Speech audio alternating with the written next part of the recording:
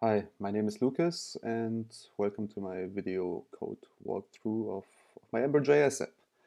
So yeah, I started learning Ember.js a few days ago simply because I think that the people who made it are smart people and I wanted to do something with the front end. I've been doing a lot of backend work lately and yeah, I chose Ember.js for that reason.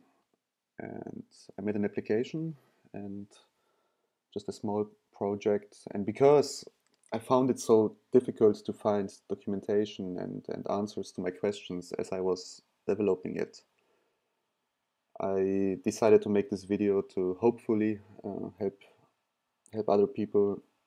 I want to learn Ember, yeah, to get into it, and yeah, hopefully you will find it worthwhile to watch this video and will help you with your learning. But having said that, I need you to know that for the most time I felt like this. So the code I've written works. It does what I wanted it to do. But yeah, I'm a total Ember.js noob. So probably a lot of the things I do can be done better or should be done differently. Having said that, let's start the application. So I'm using Ruby on Rails as my backend, my storage API for Ember. Let's start the server.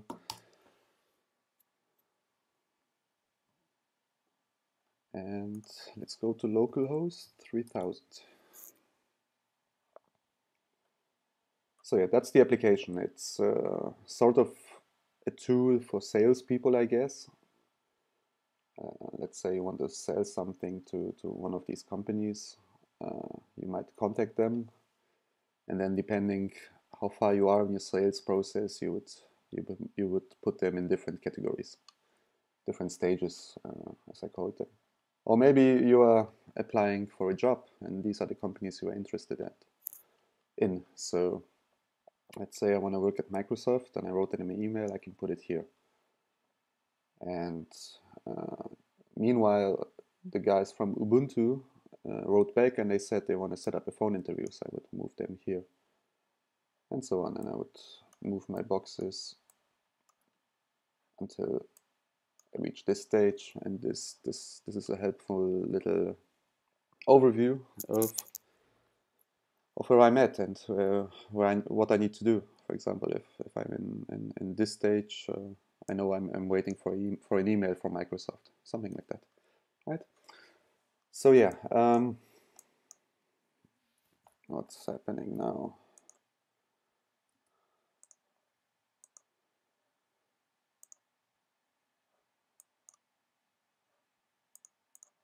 It's fine. I was thinking maybe something got stuck, but no, just some drag and drop issue. Again. Anyway, yeah, some little details that I have to work on, I guess. And yeah, the model is very simple. So on the left side, there are the companies. I call them items. And these things are called stages. So it's a 1 to n relationship. Each item belongs to a stage. And every stage has many items. So you can have many items, right? And there is a view and a controller and a way to add a new model. So let's say I decided I want to work at Slashdot because it's a website I like. I can add it here, and then I can put it on the stage board. I can also decide I no longer want to work at eBay, or maybe they said they are not interested in me, so I can click here, remove them, and finally delete them. And this is a little debug view I've written to before I had the drag and drop, just to see the association. So you see this is the stage name, and this is the ID of the item that is placed in the stage. And from a viewpoint of Ember, from an Ember application, there are three things on screen here. No, actually four. There is the application template, which renders this part and this bar, and all the HTML stuff like the header and the footer and so forth. There is the stages view. the responsible controller is called stages controller, and the route is the stages route, which is the convention with Ember.js. Here is the debug view, and on the side is the items view. I have called it items aside view, but I guess it's the items view, right? So yeah, there are 4 things on screen right now. So let me show you how this looks in code. I have put all the code for Ember and all the style sheets in the public directory. I'm not using the asset pipeline, so if you load it from GitHub, here is the place where you will find everything. So as I said, the main application template, it's called application. It renders the debug view, and we have an outlet here, and basically the outlet contains the output of whatever state the application is in. And because we are in the index route, there is nothing else here, just a slash, it will render this template index. And this in turn will render the items aside on the left and the stages on the right. By the way, I'm using the foundation CSS here. So these are foundation classes to make it look pretty. Okay, so maybe let's look at the items aside first. This is the template for it. It's very simple. There is a header and a link to items.new, which is handled by the items new controller. And there is a partial called item list, which should be here. And because this partial is embedded in the items aside template, and the items aside template is by convention connected to the items aside controller, I get access to the model of the controller like this here. And I can iterate through all the items in this array and display them one by one. The only thing I do here is I call a function called unassigned, which filters out the items that are assigned to a stage. So if I put Amazon here, I don't want it to appear here. That's why I'm doing this here. I'll show you the JavaScript in a moment. And the same happens for stages. Where is it? Ah, right. Stages runs the partial stage list. I could have written all of this in here, but I guess I was learning partial, so I wanted to see if this works. So yeah, there is a partial here.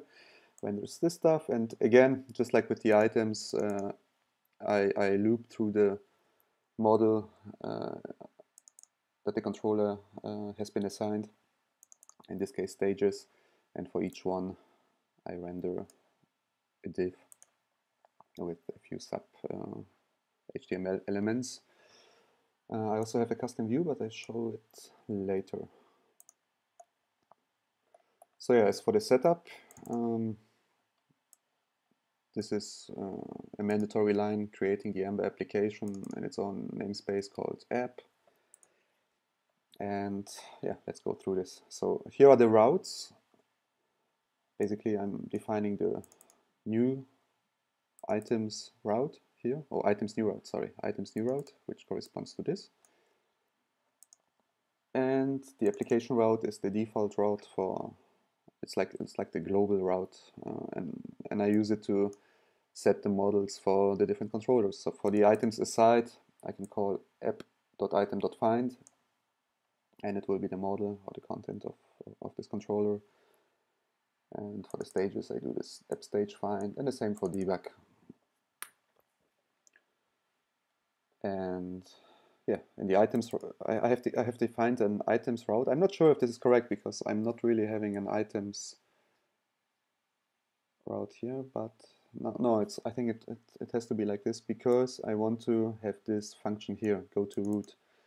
So when I click here, add new item, and then I click go back, which triggers an action in the controller, I want this to be called so it transitions back to index.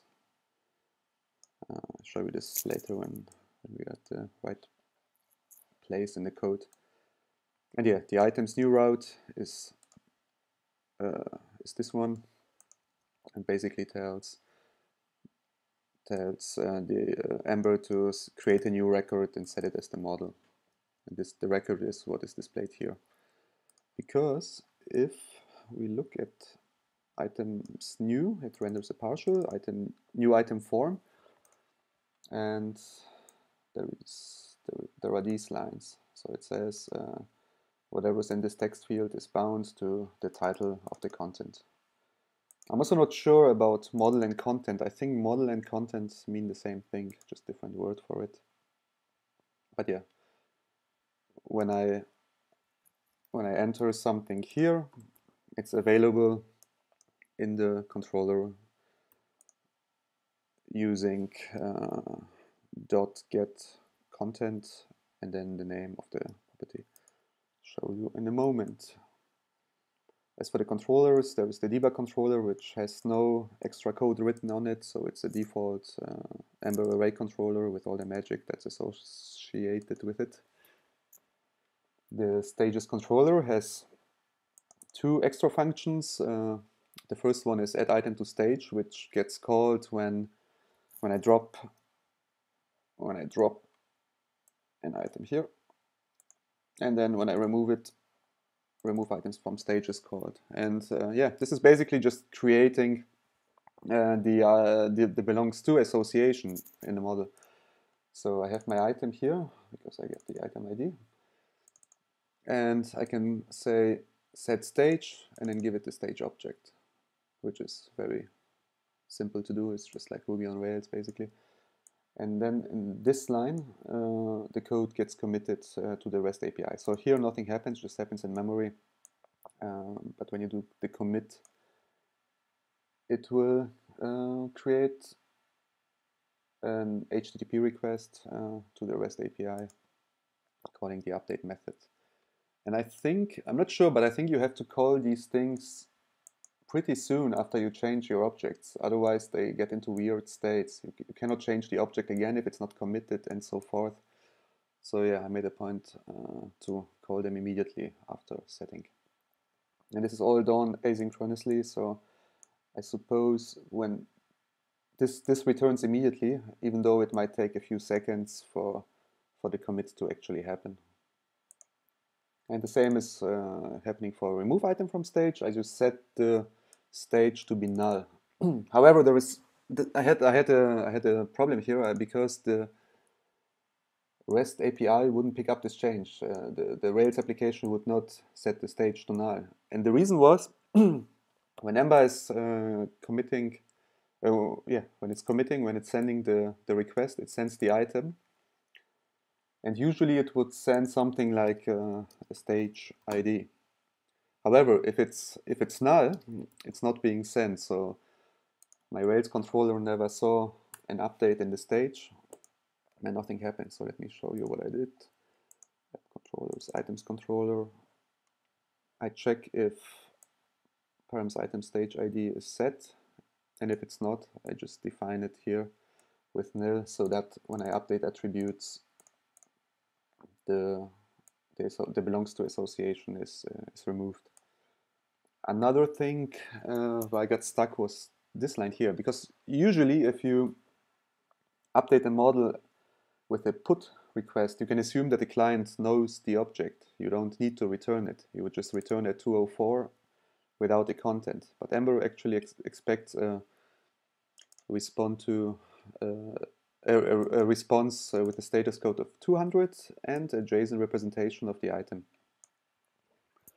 which is something that wouldn't happen automatically because by the way, I'm using active model serializers, and you get if you do the respond with item, it would know automatically that in the update method to return a 204. But then you have to explicitly say render JSON item and a 200. Otherwise, Ember.js will generate an error, and your application basically stops working. So yeah, if you do this, remember this. Yeah, while I'm here, I can show you the models. Very simple. Stage has many items in the title. Item belongs to stage and has a description, stage ID, and a title. And because I'm using active model serializer, I can define the serializer like this. So this just tells the serializer how to generate the object, how it should look like as JSON. Let me show you. If we make a curl request to localhost 3000 items number 1, let's make it pretty.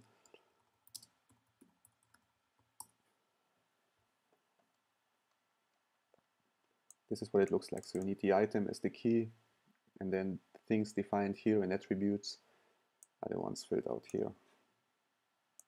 Oh, and by the way, if you do the same for stages, that's a bad example. No, it's good. It has an items property or an items key, and it contains the ID of the items associated with it. That's what Ember expects anyway, but usually you would get the items embedded here. So what you need to do to say something like this, embed IDs. So instead of embedding the whole item, you just get the ID of it. So yeah, that's it.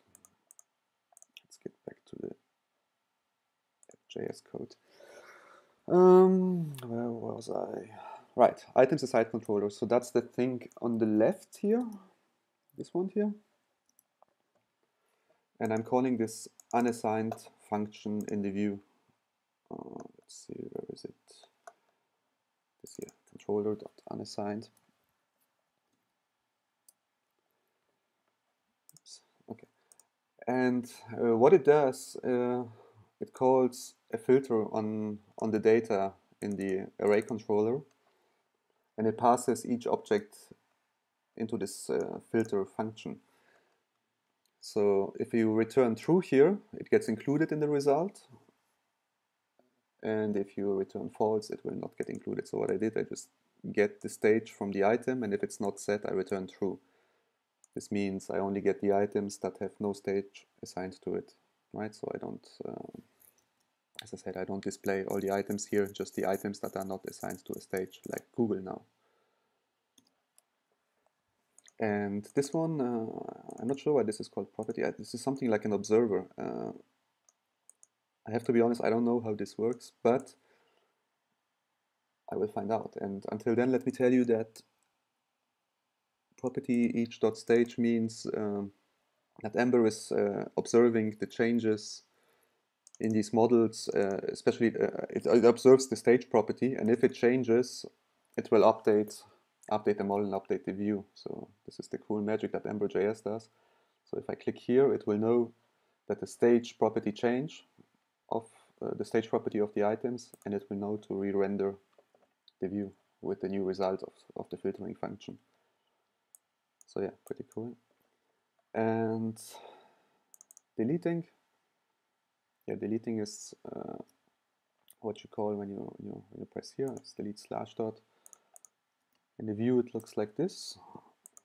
Item list, action, delete item. This means I'm calling an action on the controller associated with this template. This is the name of the function, and here you're passing the item as the first argument. So function item expects one argument. Here is where it's being passed in, and it means this current item from this loop. So yeah, there is a little confirmation JavaScript. And then it gets deleted, and again you have to commit your changes. The items new controller has a little bit of validation built in. So if I try to enter an item and I just use the name, so again put slash dot and click add item, it will pop up this message, please fill out both fields. And this is simply achieved by querying for title and desk here. And these things are set because, I don't know if I just told you this, because this is the second time I'm recording this video, but yeah, they are assigned through this value binding property here. and this Ember view, which represents the text field. So whenever I enter something here, it's available here.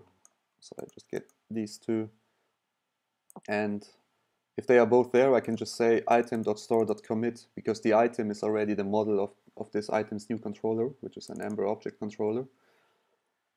And that's it. Yeah. Then afterwards, I want to return to the index route. So as I said before, I have this go to root thing in the items route, and there is a few things I'm not sure about here, because this gets me the route, I guess, right? It's just I don't know why it's called this get target. And I suppose because I'm in the items new controller, the items new route should be responsible. But because the items new route doesn't define such an event, such a function, it goes up one level to the items controller. But because by writing this, I have an items router also. So this is why this get targets and go to root works. But again, I'm not quite sure about these things. All I know is that it does the job. If I click go back, I actually go back. You can see the URL change from items new to index. Okay, yeah, and let's talk about the drag and drop stuff. These were the controllers. Let's talk about views. So what I'm using to do the drag and drop is jQuery UI. If you scroll down all the way in the index HTML, you will see this. And basically, you can use it you can take a jQuery element and just call draggable or droppable on it to make these things move when you drag it with your mouse. And this is what I did. Did insert element is a callback that is called each time a view is rendered. So this is again Ember standard. It will call this, and at this point I can get the stage ID, simply because the content is the model defined here.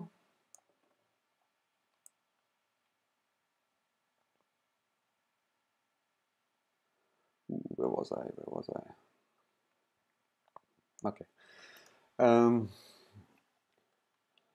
And actually, no, not quite true. It's not just defined over there, but if you look at the template stages, it renders the stage list, and the stage list loops to each stage in the controller, and the view has a content binding of stage. So I can do this get content binding is stage, and then get the ID from it.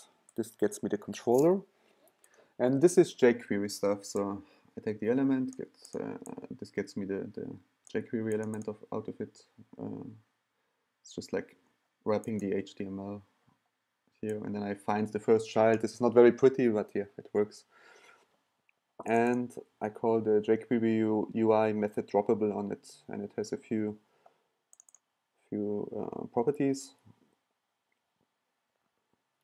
Wait a second, I should probably start with the draggable. Oh, well, anyway, it has a few properties. It means accept means you can drop items that have this class assigned into it. Hover class means apply this CSS when something is hovering, something eligible is hovering above it. So you can see the column color changes from white to gray. And then there is the drop function, which gets called when you let go of the mouse button. So this calls controller, which we have got here, and then the add item to stage. I'll tell you what this does in a moment. The same happens for the draggable view. Did insert element. The moment we insert the element, though, we get the item ID. And the reason is that when you start dragging, jQuery will call this function, and we use the data property of jQuery, which lets us attach properties to our dragged object, I guess, and we set the item ID here. So when we drop it in the droppable view, we can get the UI draggables data item ID, and this happens to be the item ID from here. And the controller will know what to do because it has both the stage ID from here and the item ID from here. So very cool JavaScript stuff. Let's take a look again at add item to stage. So yeah, this is how it works. I told you before, it has the item ID, it finds the objects, the stage, it sets the association. Yeah, and does some CSS stuff here. Changes the Z index so it's always on top. When you stop dragging, it resets it back to the old value. The revert here is just called to basically to do this. If I don't drop it in a drop zone, in a droppable object, it will animate back. So that's the revert thing. Let's take a look at the stage list. Yeah, I told you content binding stage, and in the item list, the content binding is item. So whatever is inside here is available to this object, to the view. So I can do this dot $, parentheses, find, etc., etc. But yeah, the whole trick is to put the item ID into the jQuery data property here, and then take it out here, and then do the association. So yeah, that's the whole trick. And finally, the models. Yeah, as I said, there are two models. App item, it belongs to a stage, title, description, and I use these callbacks. They are called by Ember data when the state of the item changes. So I had some errors, and I was hoping to catch them simply because this callback will get called when they enter an error state. I did the same for the stage, which again has many items, has many app.item and the title. So yeah, that's pretty much it. Quite simple, but I had a difficult time to find all this information. What else should I tell you? Some gotchas. So yeah, the main thing is on your update and items, return something in your serializer, embed the IDs, not the whole object. And what else do you need to know? I don't know. I think that's it. As I said, I'm an Ember.js noob, so I'm sure some of these things here are not good, can be improved or done properly. I hope maybe if you check out the code, or if you know Ember.js better than me, you can send me a message and tell me how to fix it. I will also try to find time to continue doing this. And if I find out something new, I'll probably make a post on my blog and update this code here, of course. But yeah, it needs better documentation. I mean, this whole content model thing wasn't quite clear. I wasn't sure how the responses from the API should look like. But if you look at all this, right, even with all the debug code, we are at 211 lines of JavaScript and 147 lines of HTML or handlebars code. And the Rails application, it took literally 5 minutes to write. So it's pretty cool what you can achieve with so little code. I mean, it works. I can and I probably will use this thing, you know, because it's useful for me. So yeah, thanks for watching, I guess, and yeah, thanks for watching, and have fun with Ember.js. It's really a cool framework, I think, and yeah, I hope it will find some adoption. All right, thank you. Bye bye.